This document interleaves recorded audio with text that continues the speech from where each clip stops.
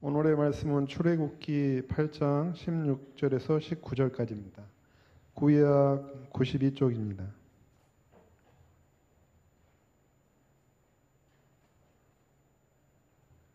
봉독하겠습니다. 여호와께서 모세에게 이르시되 아론에게 명령하기를 내 지팡이를 들어 땅에 티끌을 치라 하라. 그것이 애굽 온 땅에서 이가 되리라. 그들이 그대로 행할세. 아론이 지팡이를 잡고 손을 들어 땅에 티끌을 치매 애굽 온 땅의 티끌이 다 이가 되어 사람과 가축에게 오르니 요술사들도 자기 요술로 그같이 행하여 이를 생기게 하려 했으나 못하였고 이가 사람과 가축에게 생긴지라. 요술사가 바로에게 말하되 이는 하나님의 권능이니이다 하였으나 바로의 마음이 완악하게 되어 그들의 말을 듣지 아니하였으니 여호와의 말씀과 같더라. 아멘. 아멘. 당랑거철이라고 하는 사자성어가 있습니다. 당랑거철. 사마귀가 아빠를 쳐들고 수레바퀴를 가로막는다는 뜻으로 미약한 자기 분수도 모르고 큰 힘을 가진 상대에게 덤비는 무모함을 꼬집는 그런 말입니다. 자기 힘을 믿고 수레바퀴를 가로막는 사마귀가 어떻게 되겠습니까? 곧 바퀴에 깔려서 납작해질 것입니다. 상상만 해도 쓴웃음이 나오는 그런 장면입니다.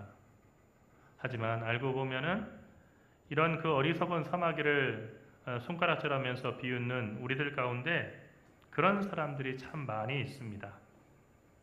그것은 하나님께서 아무리 말씀하시려고 해도 그리고 말씀을 하셔도 들으려고도 하지 않고 자기 고집을 부리면서 삶의 태도를 바꾸지 않은 사람입니다. 이렇게 해서는 절대 복 있는 사람이 될 수 없고 이렇게 해서는 절대 생명의 길을 갈 수 없다고 하나님이 말씀하시는데도 불구하고 자기가 걸어가고 있는 그 길을 갖다 확신하면서 내 인생은 나의 것 하면서 하나님의 말씀을 외면하는 겁니다. 하나님은 오늘도 우리에게 회개하고 변화라고 말씀하십니다. 예수님의 복음의 시작이 회개하라 였습니다. 그만큼 회개하지 않는 사람들이 많다는 얘기입니다. 전혀 자신을 돌아보지 않은 채 이 세상에 정말 노동과 그리고 소비라고 하는, 그래서 돈을 벌어서 그것을 소비하고 살아가는 것, 그것이 삶의 전부인 줄 알고 살아가는 사람들이 너무나 많이 있습니다. 제 고집대로만 세상을 살려고 그렇게 하다 보니까 하나님을 믿는다고 하면서도 하나님은 액세서리가 되어 있는 그런 사람들이 많다는 것입니다.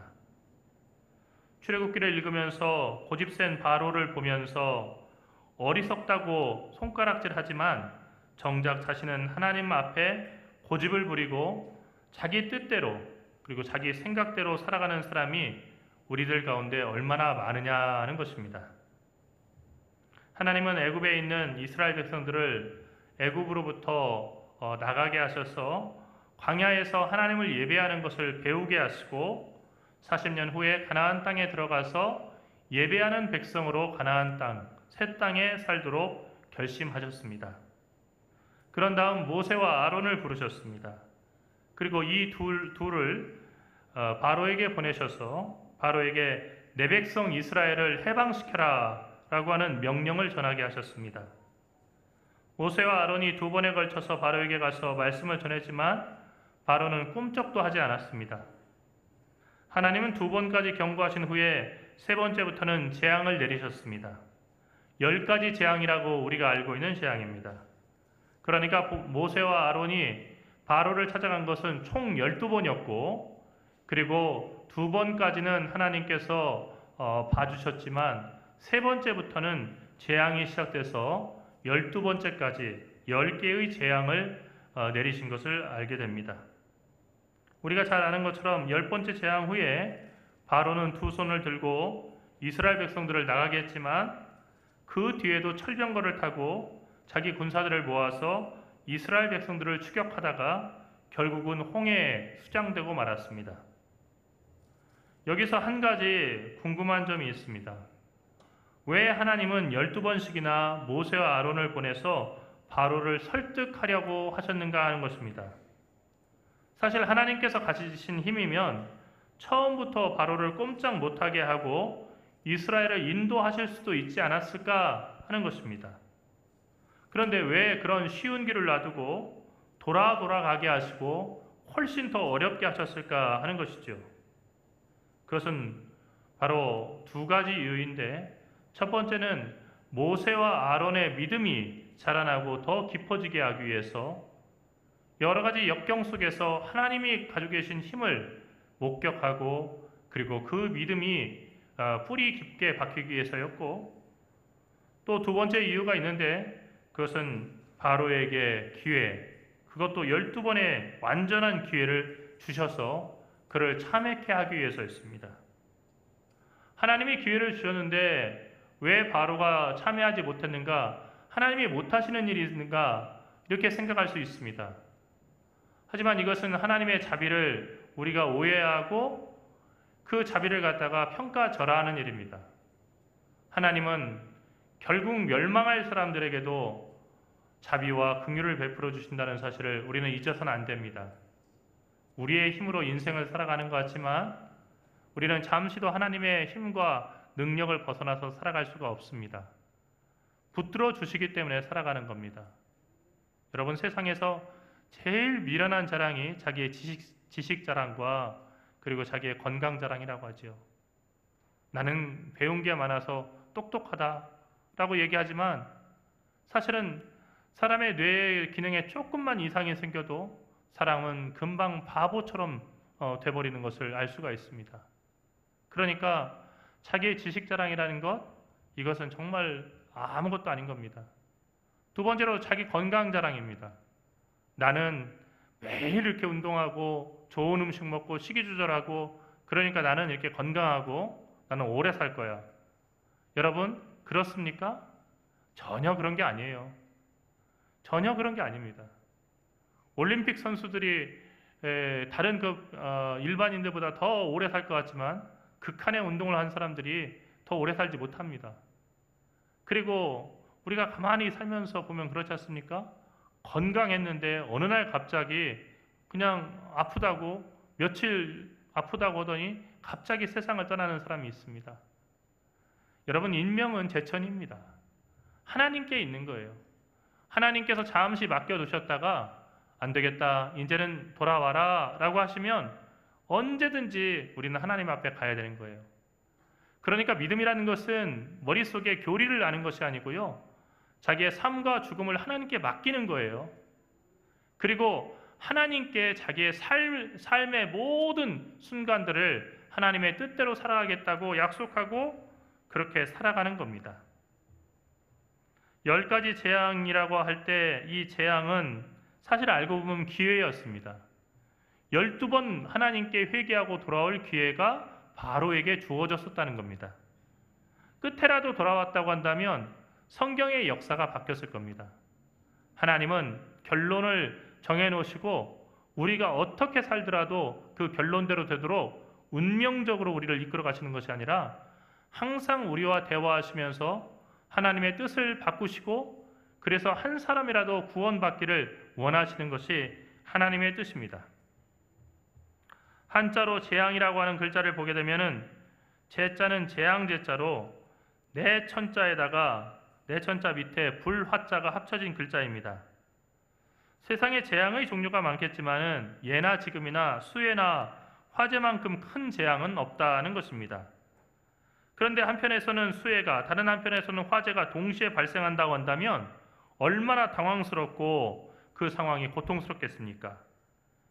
그래서 재앙 제자는 수해와 그리고 화재가 함께 합쳐진 그런 모양새를 나타낸 회의문자입니다.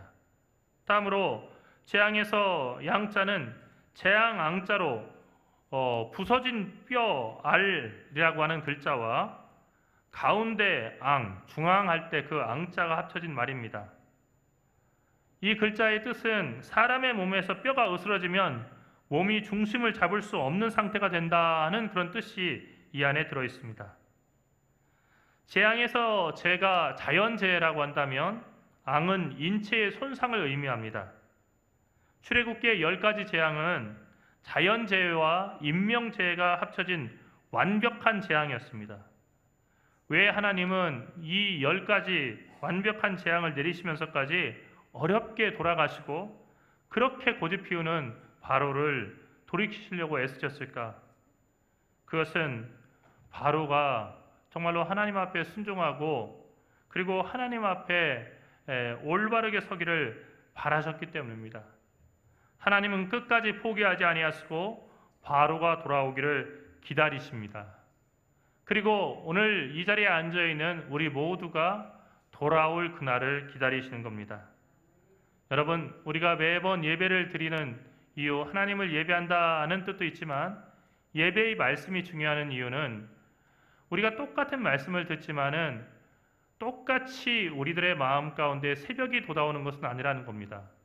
어떤 사람은 인생의 젊은 나이에 그 마음 가운데 먼동이 터오고 그리고 주님의 빛이 비치는가 하면 어떤 사람은 인생의 그 말렵에 인생이 다 끝날 그 무렵에 하나님의 뜻을 깨닫게 되고 주님께 돌아오는 사람도 있다는 겁니다. 예배를 매번 드려야 되는 이유는 내 인생에 먼동이 떠오게 할 그 말씀이 언제 선포될지를 알지 못하기 때문입니다. 우리는 항상 그때를 기다리고 그리고 간절히 사모하면서 주님 앞에 나와야 됩니다. 우리가 회개하고 돌아온다면 그 재앙은 우리에게 복이 될 것입니다.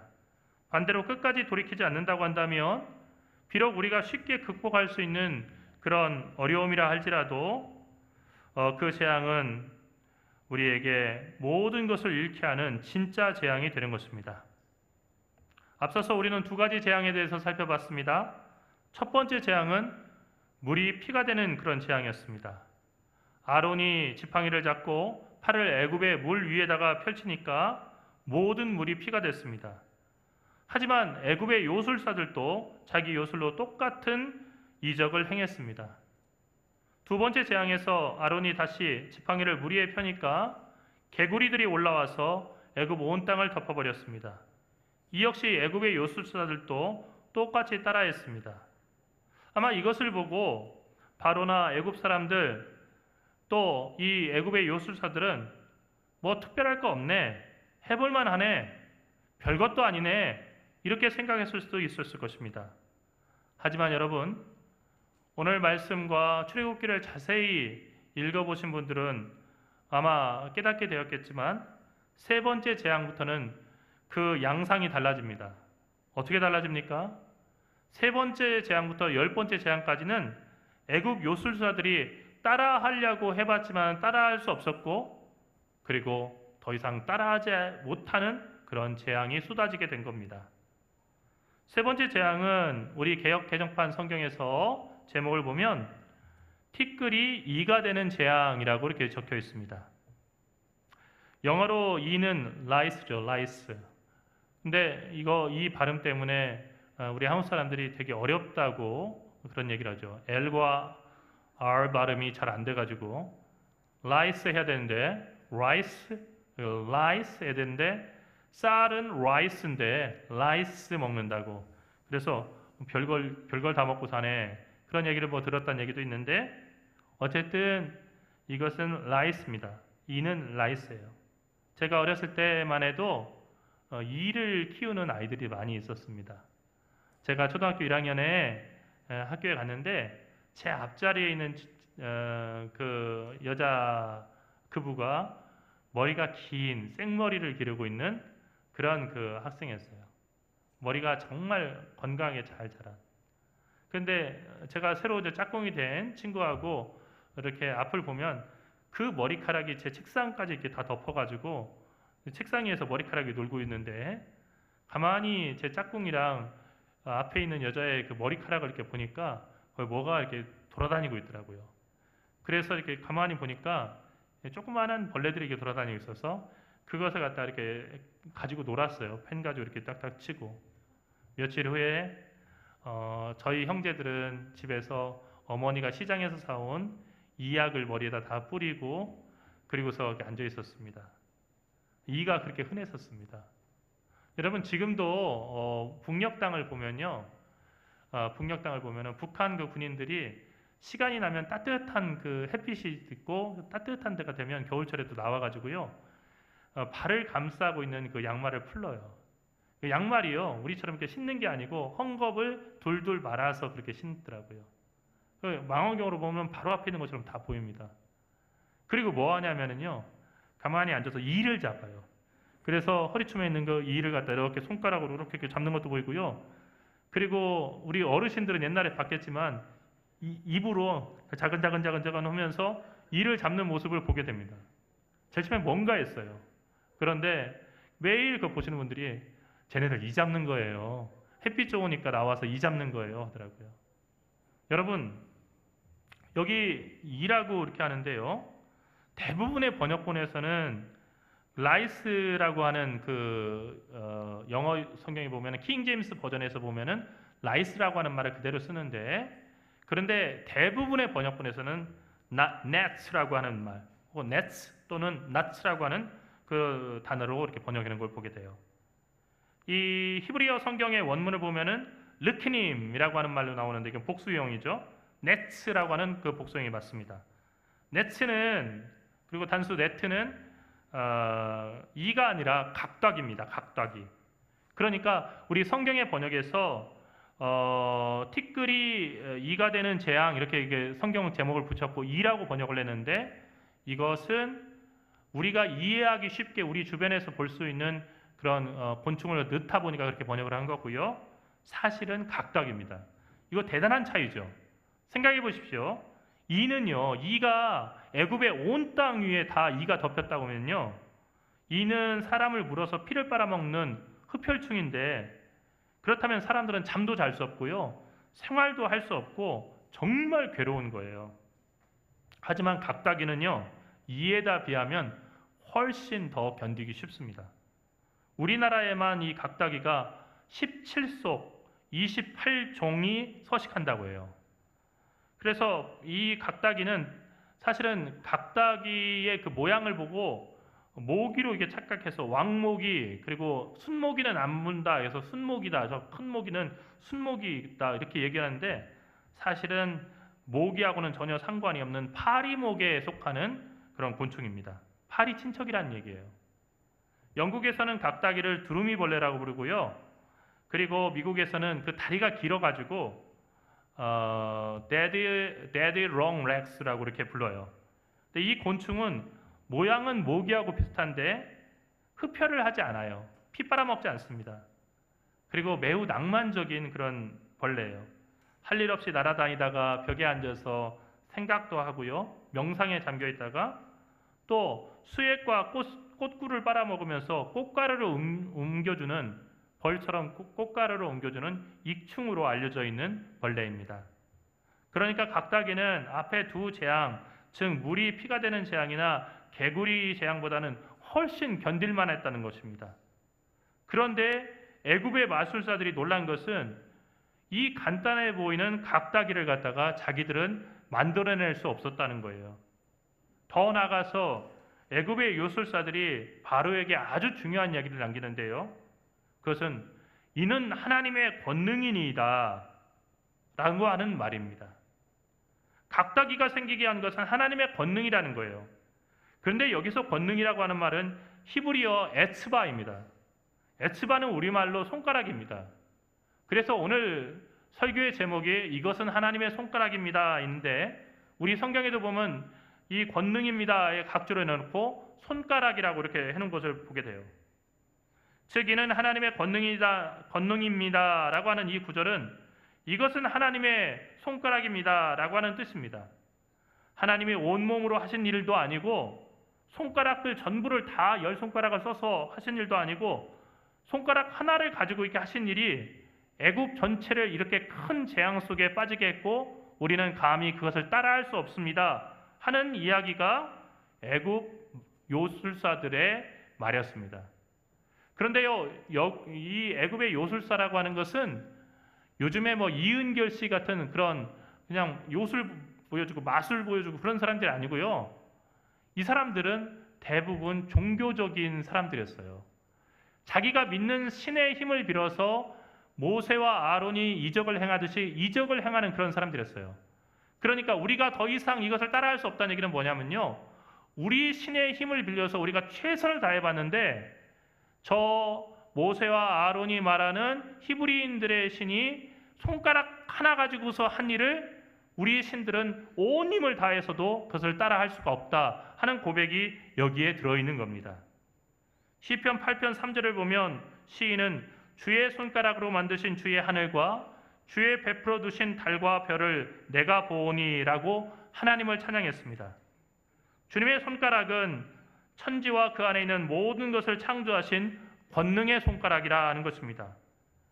그런데 여기서 주의 손가락으로 만드셨다 하니까 손가락 하나 가지고 만드신 것 같지만 여기서는 손가락들입니다. 여기서 오늘 출애굽기에 나오는 에츠바의 복수형인 에츠보테카, 당신의 손가락들이라고 하는 말이 나오는 겁니다. 사랑하는 성도 여러분, 우리는 보지 못하는데 교회 밖의 사람들은 그것을 보고 놀라는 하나님의 역사들이 얼마나 많은지 모릅니다. 그러니까 무당들이 그런 얘기를 한다고 해요. 무당들이 그런 얘기를 한다고 해요. 사실은 무당이 굿하는 자리에 진짜 교회 다니는데 믿음 있는 그런 사람들이 가잖아요. 그러면 굿이 안 돼요. 굿이 안 돼요. 작두 타는 사람 믿고 그런 그 작두 타는 그 무당 있는데 예수 믿는 사람이 가잖아요. 그럼 작전을 위해서 펄쩍펄쩍 뛰어도 전혀 이렇게 다치지 않고 하던 무당들이 발 다쳐요. 그리고 점치던 그 무당들이 점이 안 나와요. 그래야 정상이에요. 예수 믿는 사람은 그런 거예요. 그런데 예수 믿는 사람이 갔는데도 이 무당이 전혀 흔들리지 않고 변함이 없다면요, 뭔가 우리가 함량 미달인 거예요.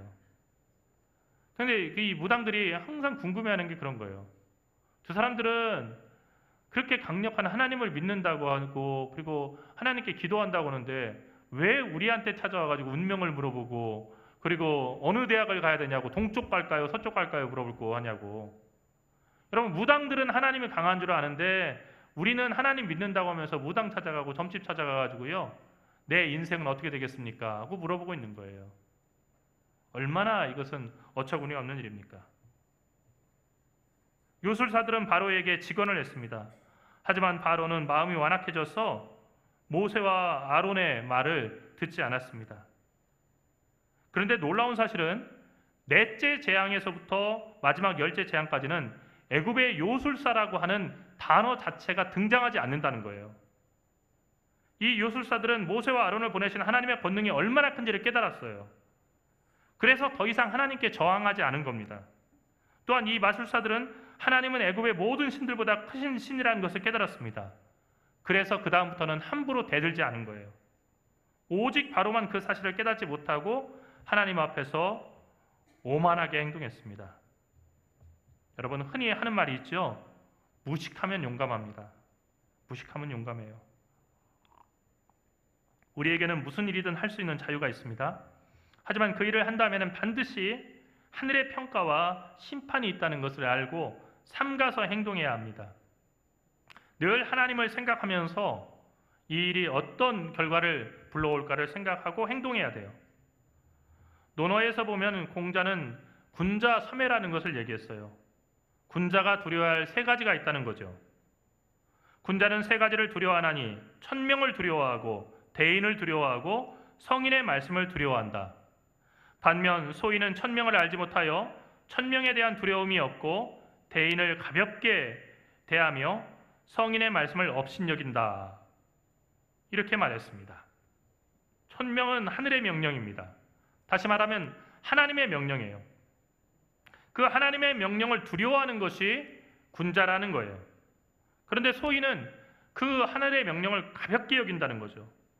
대인은 그 천명을 따르는 사람이고 성인은 하늘의 천명을 따라 말하는 사람인데, 그런데 천명을 두려워하지 않으니까 정말로 대인과 성인도 우습게 알면서 경거망동하게 된다는 것입니다. 사랑하는 동광교회 우리 하늘가족 여러분, 모세와 아론을 시골 노인 취급하면서 우습게 여겼던 애굽의 마술사들도 하나님의 손가락이 하시는 일을 보고 깨달았습니다. 그들은 각자기가 무서운 것이 아니라 그동안 잘 되던 자신들의 마법까지 막으신 하나님께서 시퍼렇게 살아계시다고 하는 사실에 두려워했고 그 하나님의 손가락이 행하신 일, 그것에 대해서 놀랐습니다. 그런 하나님이 온 힘을 다해서 애굽을 친다고 한다면 자신들도 온전할 수 없다는 것을 알았기 때문에 애굽 왕이 명령함에도 불구하고 그들은 어떠한 이적도 행하지 못한 겁니다. 때로는 눈머니가 보는 이들을 위로하고 또한 보게 만듭니다. 그리고 빛을 가리킵니다. 이는 하나님의 권능입니다 라고 하는 고백은 출애굽기 8장에 와서야 처음 등장하는 하나님에 대한 증거이자 신앙 고백입니다. 여러분, 모세와 아론이 어떤 사람입니까? 하나님 부름받은 사람입니다. 하나님이 주신 말씀 그대로 증거했습니다. 그러나 그 입에서 단 한 번도 이는 하나님의 권능입니다 라고 하는 감탄사와 감격의 고백이 나오지 않았습니다. 십자가에 달리신 예수를 보고 이는 진실로 하나님의 아들이셨도다 라고 외친 것도 예수를 따르던 12제자들과 그리고 예수님 주변에 있었던 500여 문도가 아니라 예수님을 십자가에 못 박은 이방인 백부장이었다는 사실은 같은 사실을 우리에게 깨닫게 합니다. 그리스도인은 그리스도를 따르는 사람이고 하나님을 아버지로 믿고 따르는 하나님의 백성입니다. 때로는 예수님을 알지 못하는 사람만큼도 믿음 가운데 서지 못하는 것이 우리들의 모습입니다. 또 하나님의 권능을 믿지 못하기 때문에 기도하지 못합니다. 기도가 만사를 변화시킨다라고 얘기는 하지만 정말 그러기야 하겠어? 라고 생각하기 때문에 기도하지 않는 겁니다. 우리가 하나님의 권능을 애굽의 마술사들만큼이라도 안다고 한다면 우리의 삶은 완전히 달라질 것입니다. 애굽의 마술사들은 하나님의 손가락 하나로도 애굽을 치실 수 있다는 것을 깨닫고 바로 경고망동을 멈추고 심지어 바로에게 나가서 바로의 마음을 돌이키려고 그렇게 애썼습니다. 하지만 바로는 마술사들의 입을 틀어막았습니다. 항상 역사를 보면 멸망으로 가는 권력의 공통된 특징이 있는데 그것은 옳은 소리 하는 입을 틀어막고 자신을 칭찬하고 찬양하는 소리에만 귀를 연다는 사실입니다. 언론과 학자들의 비판의 소리를 칼과 창을 들어서 짓누르고 무력으로 짓밟은 권력치고 우리가 진시황을 비롯해서 여러 동서양, 동서고금의 그런 권력자들을 볼 때 그 말로가 비참하지 않은 사람은 단 한 사람도 없었습니다. 산이 높으면 우러러 볼 일이다 라고 하는 말씀이 있습니다. 하나님의 권능을 알았으면 마땅히 두려워하고 어리석고 악한 짓을 멈춰야 됩니다. 애굽의 마술사들처럼요. 만일 바로처럼 끝까지 교만하고 마음이 완악해져서 변하지 않는다고 한다면 존귀하나 깨닫지 못하는 사람은 멸망하는 짐승과 같도다라고 하는 시편 49편 12편의 12절의 말씀처럼 짐승에 지나지 않는 사람이 되는 것입니다. 요즘 우리가 살아가는 세상에는 짐승과 같은 사람들이 많아졌습니다. 누구든지 자신보다 약한 사람은 짓밟고 잡아먹으려고 애쓰고 말 대신 발과 주먹 그리고 법과 권력으로 짓밟고 깨부수는 것을 인생의 낙으로 여기는 사람들이 나라 안팎으로 정말 많아졌습니다. 그 사람들은 자신들이 누리는 권력과 부귀가 영원한 줄 알고 하나님도 두려워하지 않고 사람도 두려워하지 않습니다. 하나님은 이런 부조리한 현실을 왜 수수방관하실까? 우리가 이렇게 의문이 생길 때가 있지만 사실은 그렇지 않습니다. 칼빈이 기독교 강요에서 말씀하신 것처럼 하나님은 이런 악인들을 위해서 마지막 때를 위해 심판을 쌓아두고 계신 것뿐입니다. 지금 심판하는 것보다 그 악을 다 모아서 최후의 그 악을 다 한꺼번에 쏟아놓고 심판하기 위해서 쌓아두신다는 것입니다. 물을 끓일 때 물이 끓는 점에 도달하면 주전자 뚜껑이 들썩들썩거리면서 물이 넘칩니다. 악이 쌓이고 또 쌓이면 어느 순간 하나님의 심판이 그 악한 사람들을 흔들어서 땅에 내팽겨칠 그런 때가 온다는 것입니다. 그러므로 잠시 후면 바람에 나는 겨와 같이 사라질 악인들의 권력과 부귀를 두려워하지 마십시오. 허망하고 거짓된 그 권력과 부귀를 두려워하지도 마십시오. 다만 어느 순간에도 하나님의 손가락이 하시는 일을 보고 놀라며 주님께 순종할 준비를 하십시오. 그리스도인들은 두려워하지 않는 사람이 아니라 진짜 두려워할 것을 아는 사람입니다. 두려워할 것을 두려워하고 두려워하지 않을 것을 두려워하지 않는 사람이 그리스도인이지 아무것도 두려워하지 않는 사람이 그리스도인이 아니라는 얘기입니다. 이 사람들은 하나님을 두려워하기 때문에 다른 어느 것도 두려워하지 않을 수 있습니다. 마땅히 두려워할 자를 내가 너희에게 보이리니 곧 죽은 후에 또한 지옥에 던져넣는 권세 있는 그를 두려워하라. 내가 참으로 너희에게 이르노니 그를 두려워하라 라고 주님은 말씀하셨습니다. 영혼의 눈을 뜨십시오. 그때 세상을 움직이는 것은 악한 권력자나 교만한 부자가 아니라 오직 하나님이심을 여러분은 깨달아 알게 될 것입니다. 영혼의 눈을 뜨십시오. 하나님의 보이지 않는 손가락을 보이십시오. 그때 세상이 아무리 엉망진창인 것 같고 다 망가진 것 같아도 하나님께서 일하고 계시고 회복시키시고 계시다는 것을 깨닫게 될 것입니다. 영혼의 눈을 뜨십시오. 밤이 깊어서 온 세상이 흑암에 잠겨있지만 곧 새벽이 밝아오고 있음을 우리가 보게 될 것입니다. 우리 모두 이 어려운 시절에 하나님만 주목합시다. 하나님만 사랑합시다. 그리고 하나님만 의지합시다. 하나님만 두려워합시다. 그 밖에 다른 모든 것은 그 무엇이라도 우리 하나님이 지켜주시는 한 우리에게서 아무것도 어찌할 수 없고 아무것도 빼앗아갈 수 없습니다. 여러분은 주님과 함께하는 주의 백성들입니다. 기도하겠습니다. 살아계신 하나님, 은혜와 사랑을 감사합니다. 두려워해야 될 주님을 두려워하고 두려워하지 않아도 될 악한 권세와 그리고 부한 자들을 두려워하지 않게 인도하여 주시옵소서. 주님, 우리 모두를 축복하여 주셔서 늘 하나님을 바라보며 우리의 삶 가운데 하나님의 손가락이 나타나서 믿지 않는 사람의 눈을 통해서도 그 손가락을 보고 그들의 입으로 하나님의 권능을 찬양하고 증거할 수 있는 놀라운 역사 나타나게 인도하여 주시옵소서. 늘 살아계셔서 주의 백성들을 지키시고 돌보시는 사랑하신 예수 그리스도의 이름으로 간절히 기도드리옵나이다. 아멘.